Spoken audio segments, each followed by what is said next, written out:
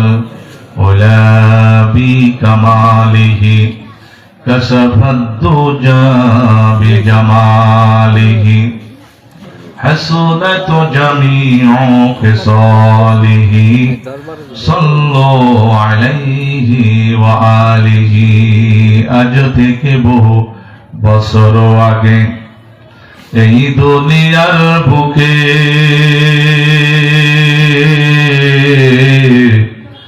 ইসলাম নামটা ছিল না কোথাও কোনো মানুষের মুখে। মন্দিরে মন্দিরে শুধু বাজিত ঢঙ্কা, ছিল না আজান ধ্বনি। সেই আধার জগতে এসেছিলে তুমি, ওহে সত্যবাণী। মানুষের মাঝে মানব রূপে জন্ম নিয়া মানুষের মন করেছেন জয়। শুধু ভালোবাসা দিয়া, কোরআন দিয়া, হাদিস দিয়া, অন্তর দিয়া, মন্ত্র দিয়া নয়। জিকির লা ইলাহা ইল্লাল্লাহ, লা ইলাহা ইল্লাল্লাহ। আওয়াজ দে, সাউন্ড একটু চিকন করো।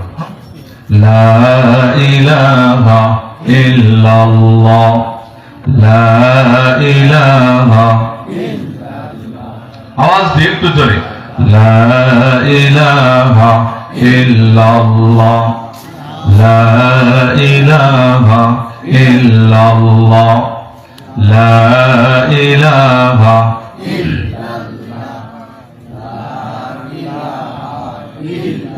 অমন ঘুমায় না রে,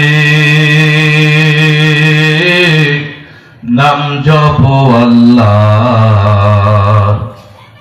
একদিন ঘুমাইবি রে তুই কবরের মাজার, মন ঘুমায় না রে। লা ইলাহা ইল্লাল্লাহ, লা ইলাহা ইল্লাল্লাহ, লা ইলাহা ইল্লাল্লাহ, লা ইলাহা ইল্লাল্লাহ মুহাম্মাদুর রাসূলুল্লাহ। সকলে বলি সাল্লাল্লাহু আলাইহি ওয়াসাল্লাম। বাজিতকিলা খানবাড়ির উদ্যোগে এক বিশাল ধর্মসভা আয়োজন করা হয়েছে। উক্ত মাহফিলের সুনাম ধন্য জনাবে সভাপতি সাহেব হযরতুল আল্লাম আলহাজ হযরত মাওলানা আনোয়ার হোসেন আনোয়ারুল ইসলাম সাহেব, সম্মানিত সভাপতি বাজিতকিলা বড় জামে মসজিদ। আজকের সম্মানিত প্রধান অতিথি হাফেজ মোহাম্মদ রাশেদুল ইসলাম সাহেব, সাবেক কেন্দ্রীয় সভাপতি বাংলাদেশ ইসলামী ছাত্র শিবির। আজকের সম্মানিত প্রধান বক্তা, সম্মানিত বিশেষ আলোচক, ইন্তেজামিয়া কমিটি যারা আছেন, এই বিশাল আয়োজন যাদের সহযোগিতায় হয়েছে তাদের সহ মঞ্চ উপবিষ্ট আছেন জাতির শ্রেষ্ঠ সন্তান নায়েবে রাসূল হযরত উলামায়ে কেরাম, কাছে এবং দূর থেকে আগত হয়েছেন কৃতি সমতুল্য পরম শ্রদ্ধেয় মুরব্বিনে কেরাম, স্কুল কলেজ মাদ্রাসা থেকে আগত হয়েছেন কোরআন প্রেমিক প্রিয় তাওহীদি জনতা, স্নেহের কচিকাঁচা পর্দার আড়াল থেকে শ্রবণ করছেন সুশিক্ষায় শিক্ষিতা সর্বগুণে গুণান্বিতা আমার মা ও ভগ্নীগণ,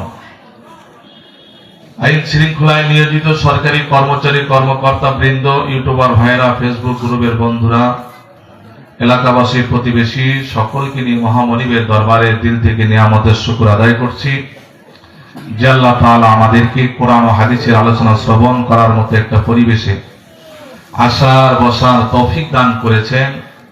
এজন্য দিল থেকে নিয়ামতের শুকর আদায় করি বলে আলহামদুলিল্লাহ। আলহামদুলিল্লাহ। দুরূদ ও সালাম বর্ষিত হোক দুজাহানের সর্দার শাফাতের কান্ডারি মদিনার সবুজ গম্বুজের নিচে সাহিত্য জনাবে মুহাম্মদ রাসূলুল্লাহ, সকলেই বলি সাল্লাল্লাহু আলাইহি ওয়াসাল্লাম এর উপরে। আপনাদের খেদমতে কোরআন থেকে কিছু আলোচনা করব। এর পূর্বে আপনাদের হালত জানার জন্য বলছি, আপনারা সকলেই কেমন আছেন? অসুস্থ নাই তো কেউ?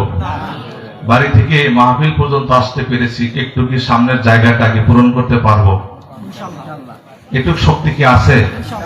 থাকলে একটু আগায় বসেন, 1 মিনিটের ভিতরে ইনশাল্লাহ, 1 মিনিটের ভিতরে। 1 মিনিটের ভিতরে লোক আছে, নিচে একটা কাটিয়ে দেন।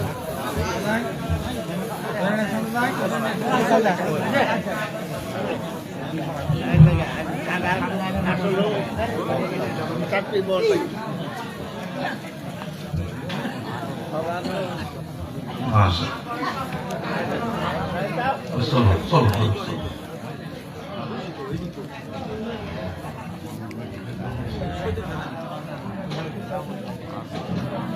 হলো না? এই যে মাঝখানে জায়গা এখনো ফাঁকা আছে, হলো না। আল্লাহু আকবার। একটু সামনের জায়গাটা পুরো করে বসেন।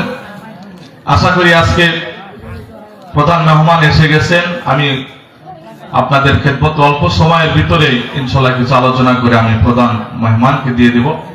আসেন, একটু সামনে আসেন, একটু হরকত করেন। আল্লাহু আকবার। আমাদের আল্লাহ তাআলা সকলকে বোঝার আমল করার তৌফিক দান করেন, আল্লাহুম্মা আমিন। আজকে কোরআন হাদিসের আলোচনা আমরা যারা এখানে শোনার জন্য এসেছি, আল্লাহ তাআলা সকলের সামনের পিছনের জীবনের গুনার খাতা হতে পারে মাহফিল কুশিলা করে মাফ করে দিতে পারেন। এলাকায় যতগুলো কবর আছে আল্লাহ তাআলা সকল কবরবাসীকে মাফ করেন। বিশেষ করে যারা এই মাহফিলের আয়োজন করেছেন, তাদের পরিবারস্থ থেকে যারা কবরবাসী হয়েছেন, সকলের কবরবাসীকে আল্লাহ তাআলা আজকের এই মাহফিল কুশিলা করে আল্লাহ মাফের ব্যবস্থা করে দেন, আল্লাহুম্মা আমিন। দলমত নির্বিশেষে আমরা যারা এখানে বসেছি, কোরআন হাদিস থেকে কিছু কথা বললে যদি কারো কষ্ট লাগে ওঠার চেষ্টা করবেন। কারণ হলো, যদি ঘরের ভিতরে মশা থাকে, কয়েল জ্বালাইলে মশা কিন্তু বের হয়ে যায়। এখানে কিছু লোক আছে, যদি উঠে যান আমরা মনে করবো সে মশা মার্কা মুসলমান। কারণ দিনের কথা যদি শোনার মতো যদি বেশ না থাকে, তাহলে তার ইমানের ভিতরে ভেজাল আছে। এটা আমরা উঠে গেলে আমি